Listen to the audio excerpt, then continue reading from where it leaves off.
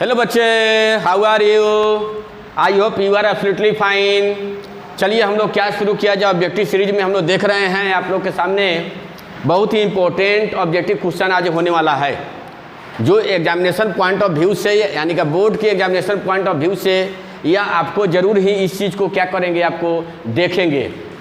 चलिए शुरू किया जाए इस क्वेश्चन को। पहला क्वेश्चन मेरा क्या है, पहला फर्स्ट क्वेश्चन, यह बहुत ही वीवीआई क्वेश्चन है। बराबर यह क्वेश्चन आपको रिपीट भी किया जाता है, बराबर इस क्वेश्चन को रिपीट किया जाता है। जरूर इसको नज़रअंदाज मत कीजिएगा, आपको जरूर इस पर क्या करेंगे, फोकस करेंगे।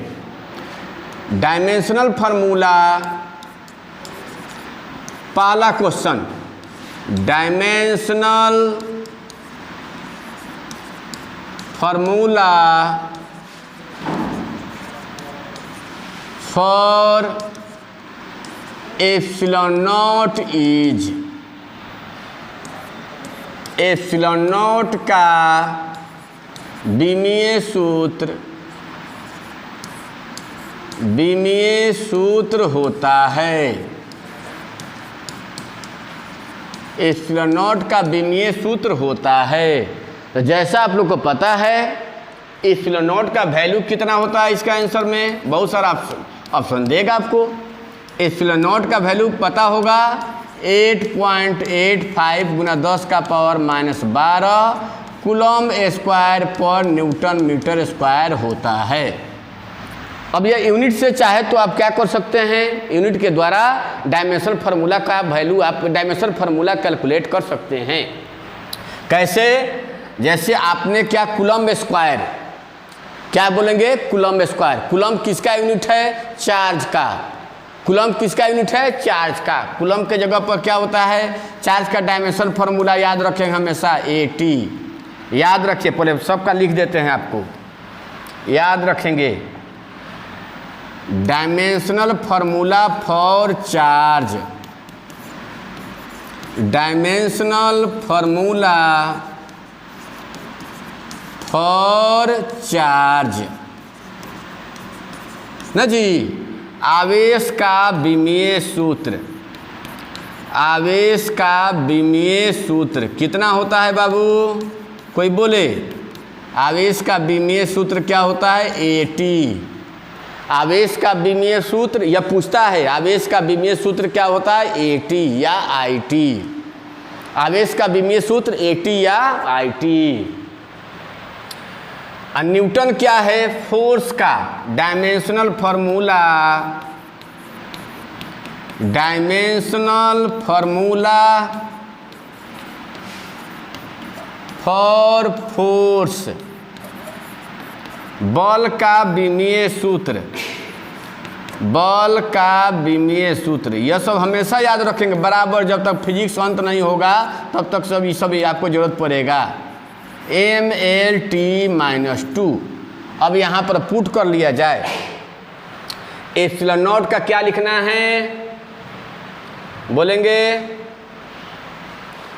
एप्सिलॉन नॉट का विमीय सूत्र लिखा जाए। एप्सिलॉन नॉट का विमीय सूत्र क्या होगा? कूलम स्क्वायर पर न्यूटन मीटर स्क्वायर। क्या जी? कूलम किसका है? कूलम किसका बोलेंगे? चार्ज का। कूलम किसका है? चार्ज का। चार्ज का डायमेंशन फार्मूला AT, AT का स्क्वायर। न्यूटन किसका है? फोर्स का। न्यूटन किसका बोलेंगे? फोर्स का। तो फोर्स का MLT-2। मीटर किसका है? लेंथ का। मीटर किसका बोलो? लेंथ का, लंबाई का। मीटर स्क्वायर तो लंबाई का स्क्वायर हो गया। बोलेंगे क्या होगा? तो इसी को सोल्व किया जाए। स्क्वायर है तो दोनों का स्क्वायर हो जाएगा। A square T square, A square T square by, बोलेंगे क्या लिखे? M एक ही है तो M लिख दिया हमने। यहाँ L स्क्वायर, L कितना होगा? 1 और 2 मिलकर क्या होगा? बोलेंगे 3। तो L क्यू। T का पावर कितना है? बोलेंगे -2। अब इसी को हम लोग सोल्व करेंगे। बोले कितना हो जाएगा? बोलेंगे m का पावर क्या है 1, तो ऊपर जाएगा तो क्या होगा 1, ऊपर पावर 1 है तो ऊपर जाएगा तो क्या होगा बोलेंगे -1। तो m का पावर -1, l का पावर क्या है 3, तो ऊपर जाएगा तो क्या होगा बोलेंगे -3।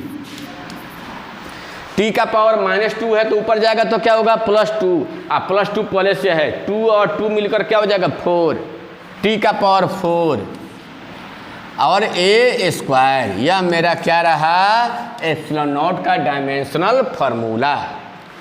एप्सिलॉन नॉट का क्या रहा बोलिए, अब जो भी आपका 3 ठो आपका रॉन्ग ऑप्शन रहेगा, एक ये आपका करेक्ट ऑप्शन रहेगा, आप यह देखकर करेक्ट आंसर को आप क्या करेंगे चूज कर लेंगे।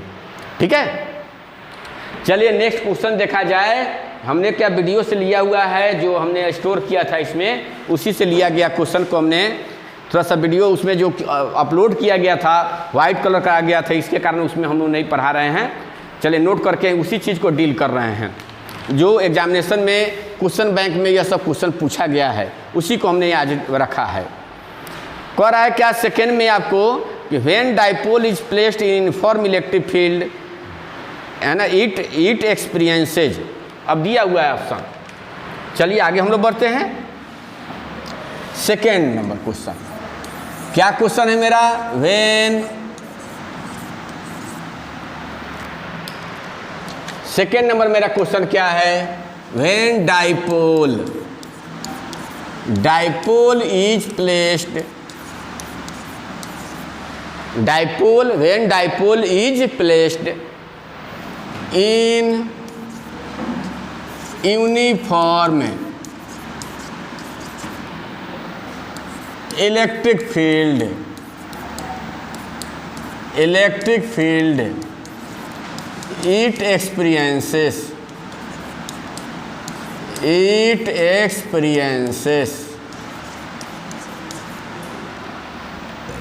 जब विद्युत द्विध्रुव को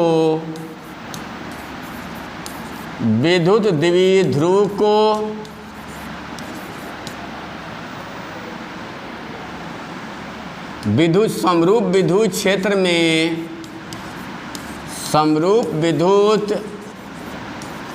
क्षेत्र में रख दिया जाए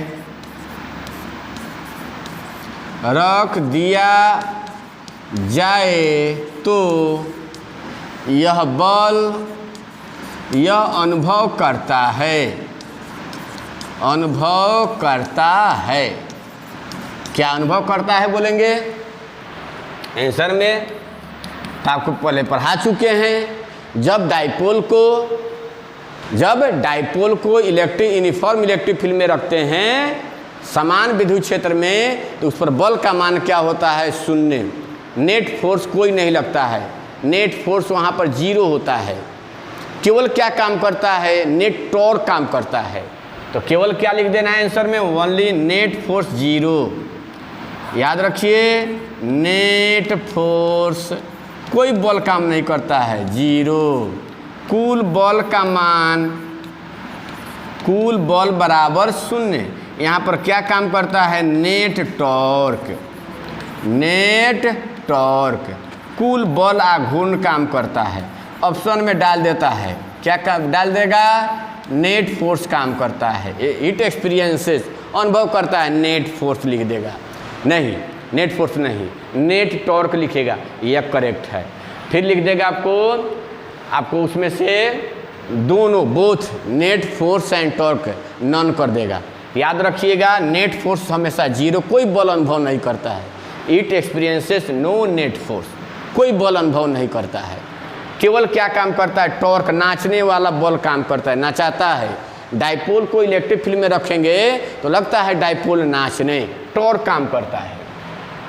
चलिए आपको आगे हम लोग क्वेश्चन देखा जाए, ठीक है, आगे बढ़े, प्रोसीड करें हम लोग, चलेंगे।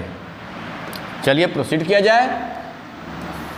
Third number question, third number मेरा क्वेश्चन क्या लिखा गया है देखा जाए। थर्ड नंबर मेरा क्वेश्चन क्या है, थर्ड नंबर क्वेश्चन रखा गया है the SI unit of electric dipole moment is. Simple है, यह क्वेश्चन पूछा गया है आप लोग को।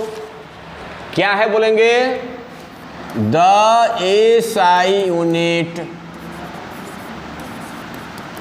ऑफ इलेक्ट्रिक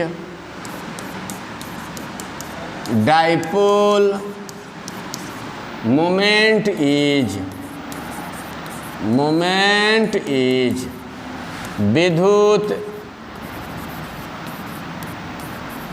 द्विध्रुव आघूर्ण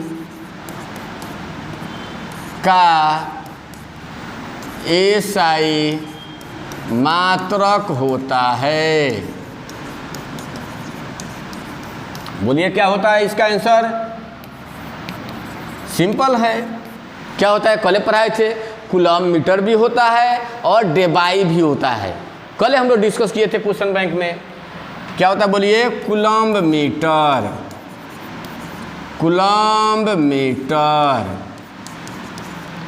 यानी capital C small M, coulomb metre. Coulomb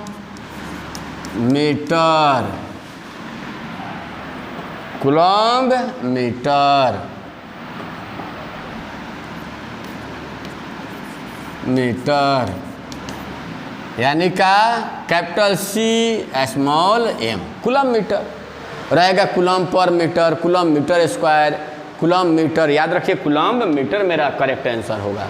ठीक है, क्या बोलेंगे? SI unit of electric dipole moment is विद्युत द्विध्रुव आघूर्ण का एसआई मात्रक क्या होता है? Coulomb metre. आगे प्रोसीड करें। 4 number question, 4 number question. 4 number question में क्या लिखा गया है बोलेंगे? 4 नंबर क्वेश्चन में क्या लिखा गया है बोलेंगे? क्या लिखा गया है बाबू? If two charging sphere are connected after charging separately, then अब देखिए करेगा 2 गो स्फीयर चार्ज है, चार्ज स्फीयर को 2 क्या है? If two charging spheres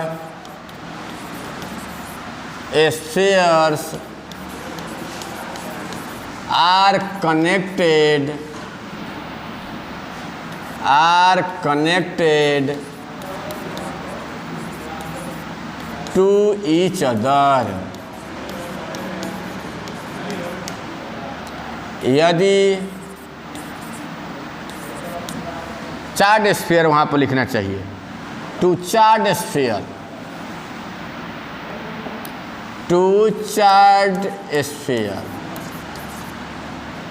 यदि 2 आवेशित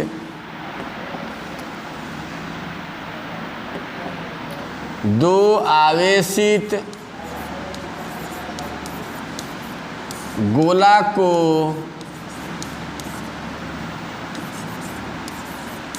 एक दूसरे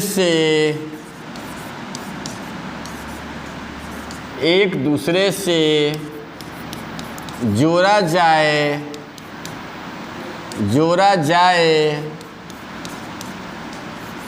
तो अब ऑप्शन में डाल देगा। ऑप्शन में क्या डालेगा? आपको कहेगा इसमें टोटल चार्ज रिमेन्स कांस्टेंट। क्या आपको? There is loss in total charge, total energy remains constant. ये आपको दोनों करेगा, both charge and energy remain constant. याद रखिएगा कभी भी एनर्जी का कोई लॉस, टोटल एनर्जी का लॉस नहीं होता है, इलेक्ट्रोस्टैटिक एनर्जी का लॉस होता है। पढ़ाएंगे, कल का टॉपिक यही मेरा रहेगा। जब भी क्या होता है, एनर्जी बराबर कितना होता है? Half CV square. Electrostatic energy का, स्थिर वैद्युत ऊर्जा का लॉस होता है, लेकिन कभी भी टोटल एनर्जी का कोई भी लॉस होता नहीं है। याद रखेंगे इसका ऑप्शन में, जब भी कोई ऑप्शन में हो क्या होगा? Total energy and total charge remain constant.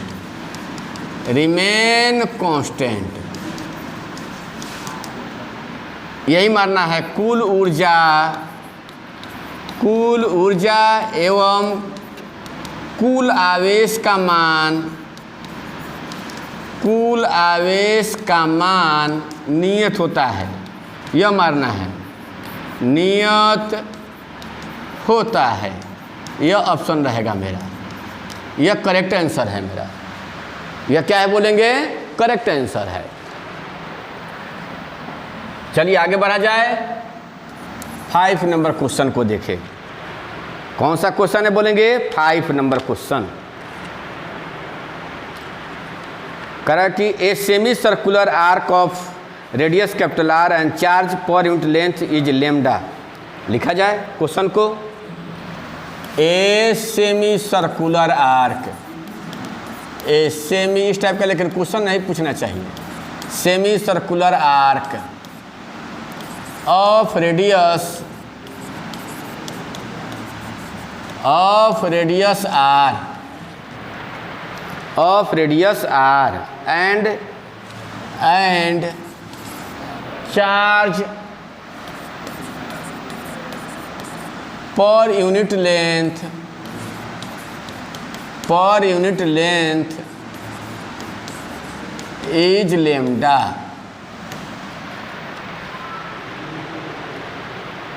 Electric field at centre is, electric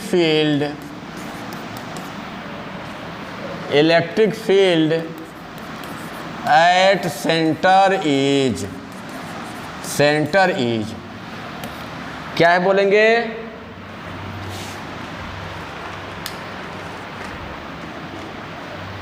Hindi में लिख लीजिएगा। एक अर्धवृत्ताकार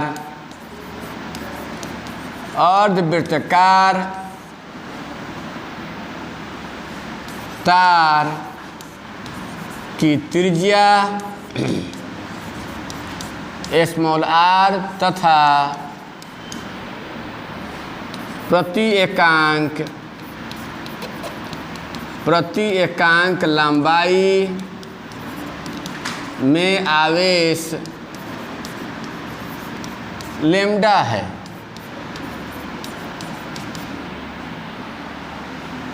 उसके केंद्र पर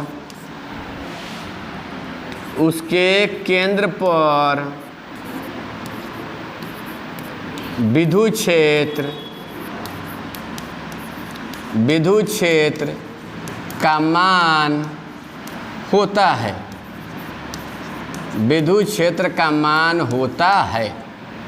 क्या मेरा ऑप्शन होगा बोलिएगा? तो देखिए, यह सेमी सर्कुलर आर्क है, सेंटर पर निकालना है।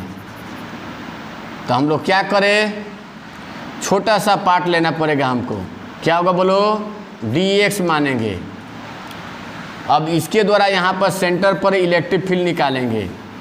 तो एक लंबाई में कितना चार्ज है? तो लेमडा। तो dx लंबाई में कितना चार्ज होगा? द चार्ज ऑन लेंथ का dx कितना होगा बोलिए? Charge on the elementary part, charge on the elementary part अल्प भाग पर आवेश कितना होगा जी? dq बराबर lambda into dx। Elementary part पर चार्ज कितना होगा? Lambda into dx। तो उसके द्वारा सेंटर पर कितना डिस्टेंस है? r। तो इलेक्ट्रिक फील्ड निकालेंगे। तो electric field due to elementary part, electric field due to elementary part अल्प भाग के कारण विद्युत क्षेत्र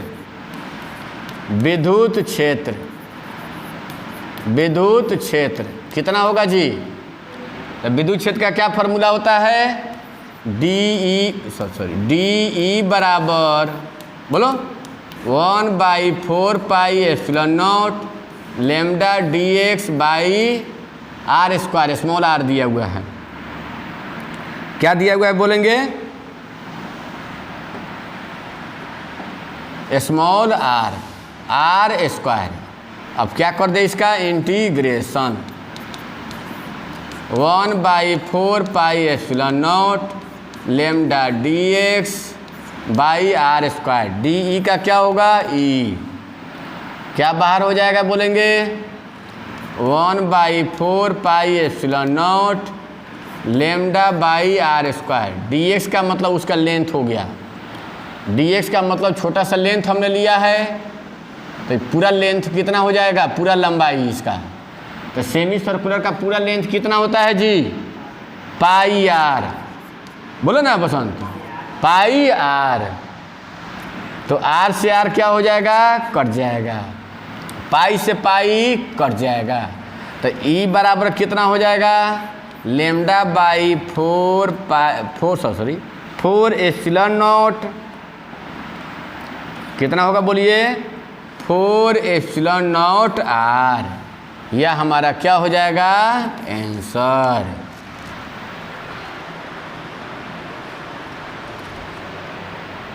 अब कौन सा है 6 नंबर क्वेश्चन देखा जाए। 6 नंबर में क्या है क्वेश्चन,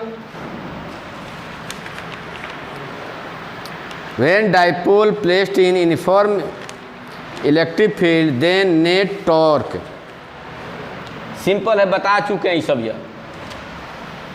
क्या बताए हैं जी ना जी, 6 नंबर क्वेश्चन है when dipole is placed in uniform electric field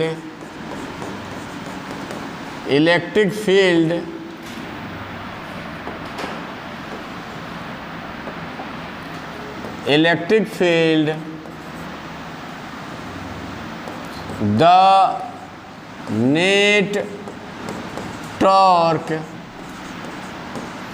on the dipole is, जब द्विध्रुव को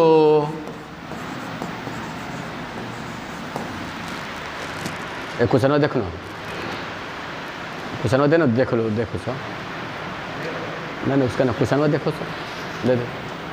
जब द्विध्रुव को समरूप विद्युत क्षेत्र में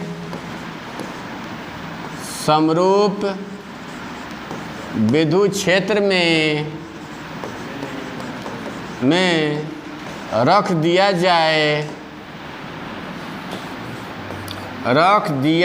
जाए तो द्विध्रुव पर बल आघूर्ण का मान होता है, क्या होगा बोलिए। ए ऑप्शन में टाउ रहेगा P vector dot E vector, tau vector बराबर P vector cross E vector. C में दे देगा टाउ बराबर पी प्लस ई। डी में रहेगा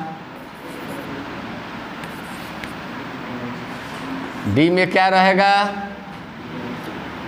टाउ बराबर पी माइनस ई। कौन होगा ऑप्शन जी, डी नंबर है, पढ़ाए हुए हैं। टॉर्क का क्या फार्मूला होता है, टॉर्क बल आघूर्ण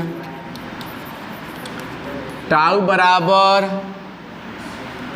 बोलिए टाउ बराबर कितना होता है पी ई साइन थीटा, यानी टाउ वेक्टर बराबर P vector cross E vector, यही है। तो करेक्ट आंसर कौन होगा बोलो, बी नंबर। फिर क्या दिया हुआ है,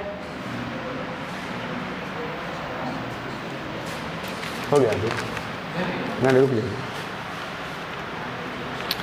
अब एक और बढ़िया क्वेश्चन इसमें आ गया। 7 number question. The unit of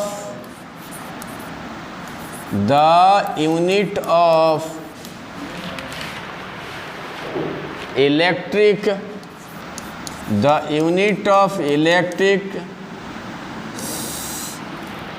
susceptibility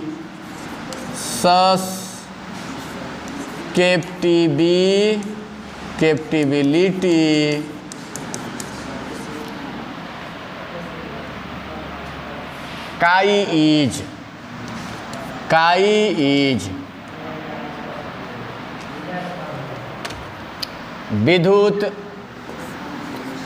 विद्युत प्रवृत्ति काई का एसआई मात्रक होता है।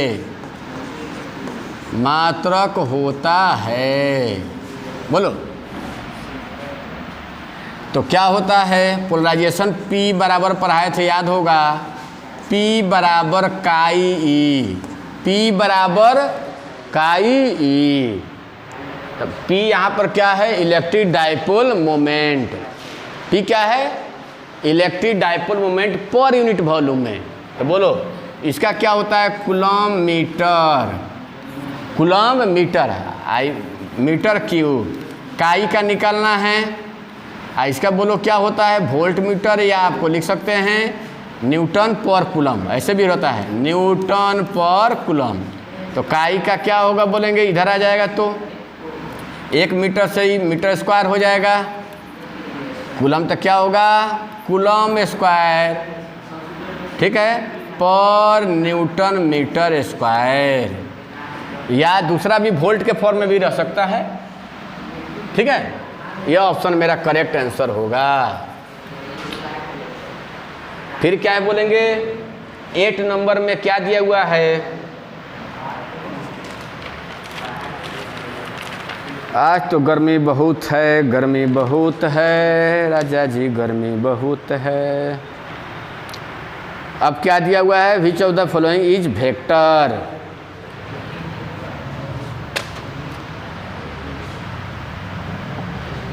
कौन सा आपको? 8 नंबर। कौन सा है बोलेंगे? 8 number, 8 number. Which of the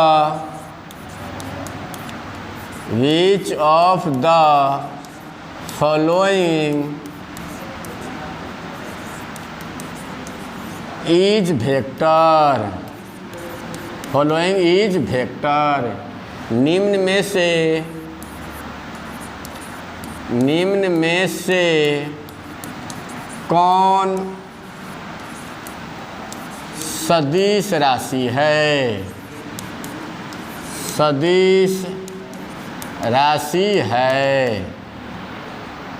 निम्न में से कौन सदिश राशि है? आंसर रहेगा आपको चार्ज हमेशा याद रखिएगा, स्केलर है। आवेश याद रखिए, स्केलर है। कोई पूछे? पोटेंशियल, विभव, ये भी स्केलर है।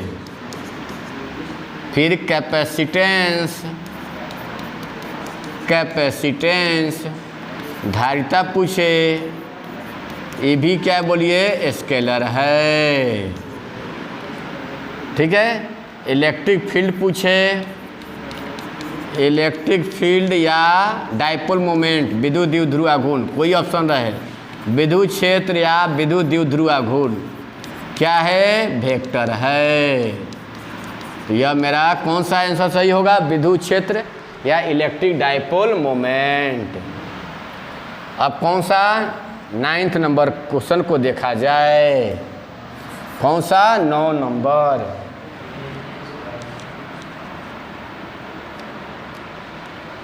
When soap bubble is charged, its radius.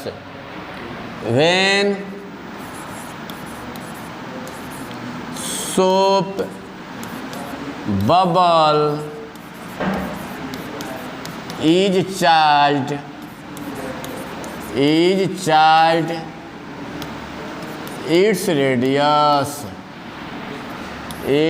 radius, जब साबुन के बुलबुले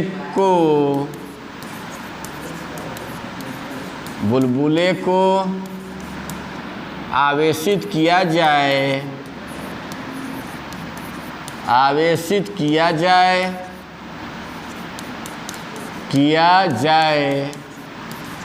तो इसकी धारिता, इसकी त्रिज्या, तो आपको पता है चार्ज करने से, चार्ज है तो चार्ज के बीच रिपल्सन होगा। कोई बॉडी में चार्ज रख दिया जाए हमारे अंदर तो रिपल्सन होगा। रिपल्सन क्या करता है? बढ़ाता है, भगाता है, तो उसका रेडियस क्या हो जाएगा? बढ़ जाएगा। तो आंसर क्या होगा? बोलो, इंक्रीजेज। आंसर क्या होगा? बोलो, इंक्रीजेज। बढ़ जाती है। अब क्या देखें?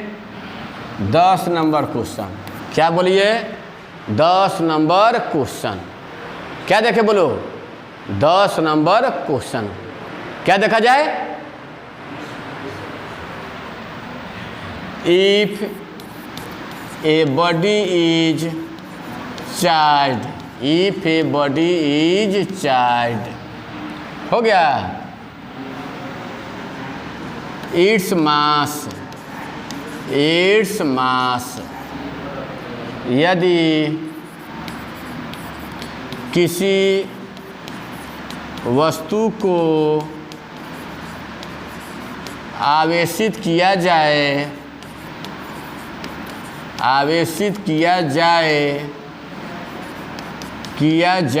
तो इसका द्रव्यमान, देखो जब आवेशित करेंगे, चार्ज करेंगे अंगद बाबू, तब क्या होगा? बोलो, चार्ज करने से चार्ज तो दोनों प्रकार से हो सकता है, वह पॉजिटिव भी हो सकता है और निगेटिव भी हो सकता है। पॉजिटिव कोई बॉडी कैसे होता है? बोलियो, लूज ऑफ इलेक्ट्रॉन, उसमें से इलेक्ट्रॉन निकलती है। और निगेटिव चार्ज कैसे होता है? गेन ऑफ इलेक्ट्रॉन, इलेक्ट्रॉन आती है तो निगेटिव चार्ज होता है। यहाँ चार्ज किया जा रहा है, पॉजिटिव चार्ज कहता है तो इलेक्ट्रॉन भागा होगा। पॉजिटिव चार्ज इसका मतलब है इसमें से इलेक्ट्रॉन क्या हो गया होगा? निकल गया होगा, इलेक्ट्रॉन भाग गया होगा, निकल गया होगा। तो इलेक्ट्रॉन निकलेगा तो मास भी लेकर गया, तो इसका मास कम हो जाएगा। निगेटिव चार्ज है मतलब इसमें इलेक्ट्रॉन आया होगा, तो इलेक्ट्रॉन आकर इसका मास को बढ़ा दिया होगा। अरे माइनर चेंज होता है, नेग्लिजिबली चेंज होता है, बहुत नगण्य चेंज होता है। तो लेकिन यहाँ मास पूछा है तो चार्ज कहा है, तो हो सकता है पॉजिटिव भी हो सकता है, निगेटिव को दोनों हो सकता है।